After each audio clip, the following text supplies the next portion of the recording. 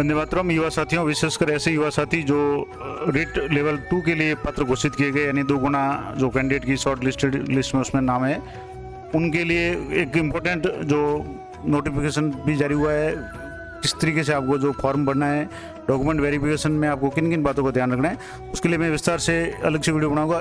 आज की वीडियो में आपको जो कुछ इंपॉर्टेंट जो सामान्य प्रश्न है जो अक्सर पूछे जाते हैं और कई लोगों को इसके बारे में आवश्यकता पड़ सकती है, तो उन सभी जो क्वेरीज है उनके संबंध में मैं ये जानकारी दे रहा हूँ। जैसे कि आप यहाँ साइट पे देख रहे हैं, ये सारे प्रश्न आपको साइट पे मिल जाएंगे।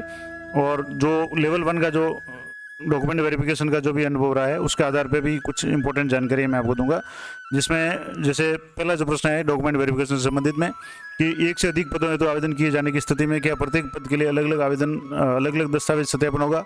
मान लो किसी कार्मिक ने लेवल 1 में भी किया था और लेवल 2 में, यानी एसटीसी भी है और बीएड है, तो उसको तो अलग अलग करना ही है। इसके अलावा मान लो कोई हिंदी या अंग्रेजी में भी पात्र घोषित किया गया है और दूसरे किसी विषय में भी किया गया है, तो प्रत्येक विषय के लिए आपको प्रत्येक पद के लिए जो है अलग अलग दस्तावेज सत्यापन होगा, उसका शेड्यूल अलग होगा।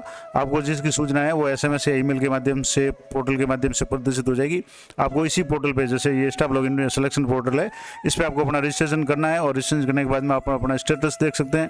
आपको एसएमएस भी मिल जाएगा कि 18 से 2 तारीख तक जो भी शेड्यूल है उसमें आपको किस तारीख को कहाँ जा करके अपनी डॉक्यूमेंट वेरिफिकेशन करवाना है। दूसरा जो इम्पोर्टेंट प्रश्न है कि दस्तावेज सत्यापन के लिए मुझे उपस्थित होना है तथा मुझे इसकी जानकारी किस प्रकार मिलेगी, तो मैंने पहले बता दिया कि सबसे पहले तो आपको दस्तावेज सत्यापन है वो जो भी जिला शिक्षा अधिकारी मुख्यालय प्रारंभिक है, एलिमेंट्री है, उनके द्वारा किया जाएगा।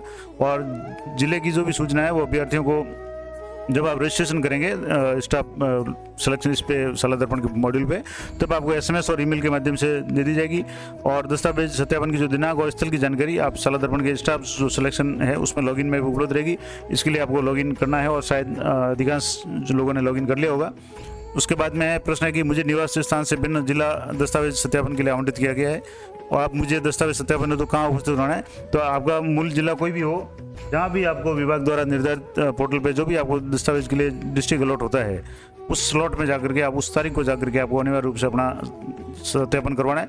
कारण ये है कि कुछ जिलों में जैसे मान लो बहुत ज़्यादा कैंडिडेट हो गए हैं, तो कुछ कैंडिडेट को पास के जो भी नज़दीकी जिले हैं उनमें ट्रांसफ़र किया गया, तो उनका जो दस्तावेज सत्यापन है वो पास के जिलों में हो सकता है। ऐसा बहुत कम होगा लेकिन हो सकता है, क्योंकि जहाँ भी बहुत ज़्यादा कैंडिडेट और किसी पड़ोसी जिले में बहुत कम कैंडिडेट है, तो सुविधा की दृष्टि से कुछ कैंडिडेट को हो सकता है एक दूसरे जिले में आवंटित किया जाए।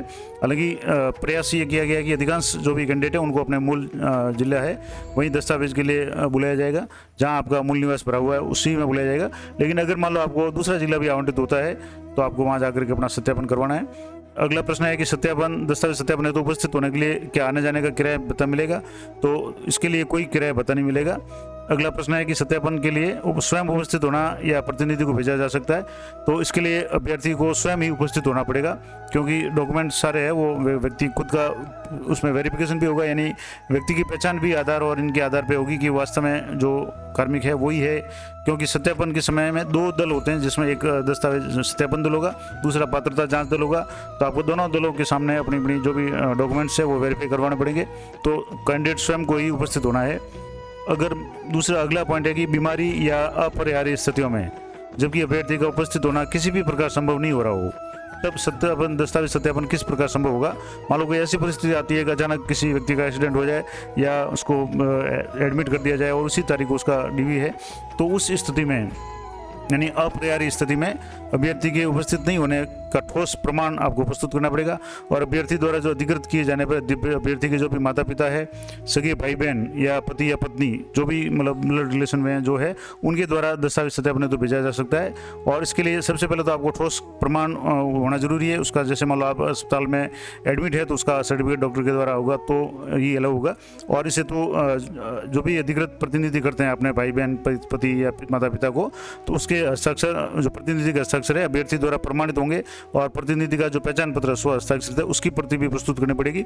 और जब भी आप डॉक्यूमेंट वेरिफिकेशन के लिए जाएं, सबसे पहले अपना आधार है वो इसकी फोटोकॉपी आप अपने पास रखें। और जब भी आपका डॉक्यूमेंट में रजिस्ट्रेशन होगा आपको अपना जो परिचय पत्र है वो वहाँ देना पड़ेगा। तो जो भी डॉक्यूमेंट्स आपके पास में हैं उन सभी की फोटोकॉपी आपके पास में 1-2 सेट एक्स्ट्रा जरूर रखें, ताकि कहीं आवश्यकता हो तो इसकी आपको परेशान नहीं होना पड़े, क्योंकि कुछ स्थान ऐसे हो सकते हैं जहाँ आसपास फोटोकॉपी की सुविधा नहीं हो। तो आप जो भी डॉक्यूमेंट आप लेके जाएं, आपके पास डॉक्यूमेंट आधार है, 10वीं 12वीं मार्कलिस्ट वगैरह जो भी है, उनकी कम से कम 2-4 फोटोकॉपी आप अपने पास एक्स्ट्रा रखें।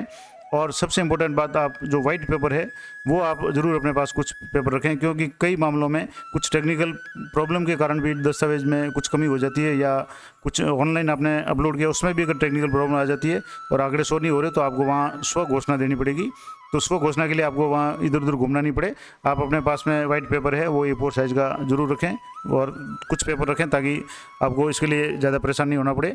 अगला जो पॉइंट है कि यदि अभ्यर्थी दस्तावेज सत्यापन हेतु उपस्थित नहीं हो रहा हो, तो क्या उनके नाम पर अंतिम चयन हेतु विचार किया जाएगा?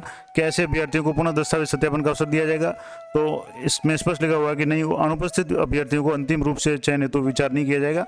हालांकि लेवल 1 का जो भी अभी डॉक्यूमेंट वेरिफिकेशन हुआ था, उसमें कुछ कैंडिडेट जो अनुपस्थित रहे थे उनको एक मौका दिया गया था और उनको कॉल करके भी कहा गया था। लेकिन आप ये माने कि आपको मौका नहीं दिया जाएगा, आपको निर्धारित तारीख को ही अपना डॉक्यूमेंट वेरिफिकेशन करवा देना है, ताकि आपको बाद में कोई समस्या का सामना नहीं करना पड़े। अगला है कि दस्तावेज सत्यापन के लिए मुझे ऑनलाइन पंजीकरण कराना होगा। तो बिल्कुल आपको ऑनलाइन पंजीकरण कराना होगा, और जब तक आप ऑनलाइन पंजीकरण शाला दर्पण पे इस मॉड्यूल पे नहीं करेंगे, तब तक तो आपको मैसेज भी नहीं आएगा और आप अपनी देख भी नहीं पाएंगे कि आपकी क्या कंडीशन है, किस तारीख को है, उसके सत्यापन के बाद भी आपकी क्या कंडीशन है, पात्र घोषित हुए या नहीं हुए, वो सारी जानकारी आपको पोर्टल पे मिलेगी। तो जब तक अभ्यर्थी द्वारा पोर्टल पर पंजीकरण नहीं किया जाता, सत्यापन दल ऐसे अभ्यर्थी को पोर्टल पर सत्यापन कर ही नहीं पाएगा, क्योंकि जो भी आप इसमें रजिस्ट्रेशन करेंगे इस पोर्टल पे, स्टाफ सिलेक्शन पे, उसी के आधार पे डॉक्यूमेंट जो सत्यापन दल है वो ऑनलाइन आपको चेक करेंगे, और ऑनलाइन उसमें तभी आएगा जब आप खुद ऑनलाइन पंजीकरण करेंगे। तो ये सबसे अनिवार्य शर्त है। अगला है कि एक से अधिक पद या विषय के दस्तावेज सत्यापन चयन पर ऑनलाइन पंजीकरण अलग अलग करना होगा। तो पंजीकरण के बारे में है कि नहीं, आपको आवेदित पद के विषय के आवेदन के लिए एक ही एप्लीकेशन आईडी होने की स्थिति में एक बार ही पंजीकरण किया जाना है, और जिन जिन पदों के लिए आपका चयन दस्तावेज सत्यापन किया गया है उनका विवरण आपके लॉगिन में प्रदर्शित हो जाएगा। अगर उनकी अलग अलग तारीख आती है, जैसे आप अलग अलग विषयों में आवेदन करें, तो आपको अलग अलग तारीखों को डॉक्यूमेंट वेरिफिकेशन के लिए जाना पड़ेगा, लेकिन रजिस्ट्रेशन आपका एक बार ही होगा। और इसके अलावा इंपॉर्टेंट है कि पंजीकरण की लिंक कहाँ होगा और आवेदन कहाँ से करना होगा। तो अभ्यर्थी को अपना पंजीकरण है शाला दर्पण पोर्टल के स्टाफ सिलेक्शन की विंडो में कैंडिडेट रजिस्ट्रेशन पे क्लिक करते हुए अपना मूल जो आवेदन की है एप्लीकेशन आईडी जो आपने फॉर्म भरा था और डेट ऑफ बर्थ है वो एंट्री करके रजिस्ट्रेशन करना है। और जिसकी ये लिंक है यहाँ दिया हुआ है, इस लिंक को आप जैसे यहाँ से क्लिक करेंगे तो आपको यहाँ से जैसे यहाँ क्लिक करते ही आपको आगे का जो है साइट पर ये ले जाएगा, तो वहाँ से आप ये कर सकते हैं। ये लिंक भी मैं आपको इस वीडियो के डिस्क्रिप्शन में दे दूंगा। अगला है कि पोर्टल पे पंजीकरण हो गया परंतु यूजर आईडी और पासवर्ड नहीं आ रहे हैं, तो हो सकता है कुछ टेक्निकल इशू हो तो अलग बात है। और अगर मान लो पासवर्ड आईडी नहीं आ रहे हैं तो शाला दर्पण पोर्टल पे स्टाफ लॉगिन विंडो में लॉगिन बटन पे क्लिक करने के बाद में फॉरगेट यूजर आईडी और पासवर्ड का जो ऑप्शन है उस सुविधा को उपलब्ध करके आप पासवर्ड है वो रीसेट कर सकते हैं या आप पासवर्ड दोबारा प्राप्त कर सकते हैं। अगला है कि आवेदन में दिए गए अभ्यर्थी के मोबाइल नंबर या ईमेल आईडी में परिवर्तन अपेक्षित होने पर क्या किया जाना है। अगर मान लो जैसे आपने जब फॉर्म भरा था उस समय आपका मोबाइल नंबर अलग था, वो मोबाइल नंबर किसी कारण से बंद हो गया या कुछ टेक्निकल प्रॉब्लम हो गई, तो आपको अभ्यर्थी को स्वयं निदेशालय प्रारंभिक शिक्षा बीकानेर में कार्य दिवस में उपस्थित होकर स्वयं की पहचान प्रमाणित करते हुए प्रार्थना पत्र प्रस्तुत करने पर आपका जो मोबाइल नंबर है वो अपडेट कर दिया जाएगा। अगला है कि पंजीकरण व लॉगिन के पश्चात भी अभ्यर्थी लॉगिन में दस्तावेज सत्यापन का दिन, समय और स्थान है वो प्रदर्शित नहीं हो रहा है। अगर ऐसा कुछ है तो अगर आपके दस्तावेज के लिए जिले द्वारा अभी तक स्लॉट आवंटन नहीं किया है तब तक तो आपके प्रदर्शित नहीं होगा, और जैसे ही जिले द्वारा स्लॉट का आवंटन कर दिया जाएगा आपको इसकी सूचनाएं आपके मोबाइल पे SMS और ईमेल पे प्राप्त हो जाएगी और पोर्टल पे सत्यापन का दिन और समय वगैरह भी प्रदर्शित होने लग जाएगा। यानी आपके पास में 3 ऑप्शन है, आपके मोबाइल नंबर पर मैसेज आएगा, आपकी ईमेल आईडी में भी मैसेज आएगा, और इसके अलावा जब आप लॉगिन करेंगे तो जब लॉगिन करने के बाद में आप उसको चेक करते रहें, उसमें भी आपका जो भी वेरिफिकेशन की तारीख और समय वगैरह है, स्लॉट कौन सा होगा, जैसे 2 पारियों में डॉक्यूमेंट वेरिफिकेशन हो रहा है तो सुबह की पारी 9 बजे है या दोपहर की पारी में है, वो भी आपको प्रदर्शित हो जाएगा। तो मोबाइल नंबर को हमेशा चालू रखें और नेटवर्क होने की स्थिति में रखें। ईमेल आईडी आप जरूर चेक करते रहें तो आपको सूचना मिल जाएगी। अगला है कि क्या पोर्टल पर रजिस्ट्रेशन के समय भी दस्तावेज अपलोड करने हैं, तो फिलहाल पोर्टल पे कोई भी दस्तावेज अपलोड करने का ऑप्शन नहीं है और नहीं आवश्यकता है। तो इसमें भी लिखा हुआ है कि नहीं, शाला दर्पण पोर्टल पर किसी प्रकार के दस्तावेज अपलोड नहीं किए जाने हैं। केवल पंजीकरण के पश्चात अभ्यर्थी की प्रोफाइल और आपको सत्यापन के लिए आवंटित जो स्लॉट है वो समय और स्थान की जानकारी आपको चेक करते रहना है। यानी अभी जो पंजीकरण करेंगे वो सिर्फ आपको सूचना के लिए है कि आपका दस्तावेज सत्यापन किस तारीख को है, किस स्थान पे है, कौन से समय के लिए है। और उसके बाद में सत्यापन अगर आपका हो जाता है, आप डॉक्यूमेंट वेरिफिकेशन में भाग ले लेते हैं, तो उसके बाद में आपके जो क्या कंडीशन है, आपका वेरीफाइड हुआ, ऑब्जेक्शन लगा, पेंडिंग है, क्या कंडीशन है, वो आप उस लॉगिन से देख सकते हैं। तो इसी के लिए लॉगिन करवाया जा रहा है। डॉक्यूमेंट फिलहाल किसी तरह का कोई अपलोड नहीं करवाया जा रहा। और अगला है कि रजिस्ट्रेशन पोर्टल पे अभ्यर्थी द्वारा प्रोफाइल में प्रदर्शित सूचना मूल आवेदन से भिन्न प्रदर्शित हो रही है। तो अब जैसे कई लोगों के जो लेवल 1 में जो सामने बात आई थी कि कई लोगों ने जैसे 12वीं के मार्क्स अपलोड किए थे, तो उसमें 12वीं और जो ग्रेजुएशन के मार्क्स है उसमें मिक्स हो गए। जो 12वीं की जगह ग्रेजुएशन के मार्क्स शो हो रहे थे, तो वो टेक्निकल इशू हो सकता है। तो उसके लिए जो आपको सत्यापन दल के समय आपको जो ओरिजिनल डॉक्यूमेंट्स है, एक तो वो आपको प्रस्तुत करने पड़ेंगे, दूसरा आपको एक शपथ पत्र स्व घोषणा का देना पड़ेगा कि मैंने ये सूचना प्रदर्शित की थी, लेकिन टेक्निकल प्रॉब्लम के कारण ये दस्तावेज ये शो हो रहे हैं, जबकि वास्तविक ये है और इसके जो भी संलग्न डॉक्यूमेंट है वो आपके पास में है। तो इसमें भी लिखा हुआ है कि पोर्टल पर सूचनाएं आपके आवेदन से भिन्न प्रदर्शित होने की स्थिति में है। सत्यापन दल के समक्ष अपने जो भी मूल आवेदन या विस्तृत आवेदन है और आपके दस्तावेज के अनुसार सूचनाओं का सत्यापन किया जाएगा। यानी अगर मान लो ऑनलाइन में कोई सूचनाएं अगर गलत प्रदर्शित हो रहा है तो आपको ज़्यादा घबराने की आवश्यकता नहीं है।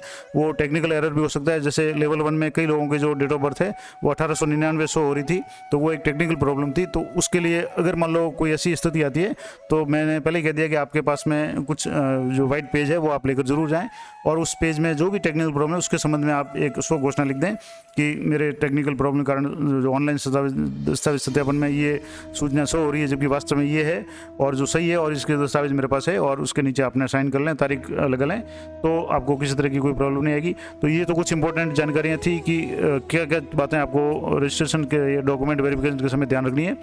तो इसके बाद में जो आपको जो विस्तृत जो फॉर्म है वो किस तरीके से भरना है वो भी मैं अगली वीडियो में बताऊंगा, तो वो वीडियो जरूर देखें। आशा करता हूँ ये जानकारी आपके लिए उपयोगी रहेगी। अधिक से अधिक साथियों को शेयर करें। मिलते हैं नेक्स्ट वीडियो में, तब तक जय हिंद, जय भारत।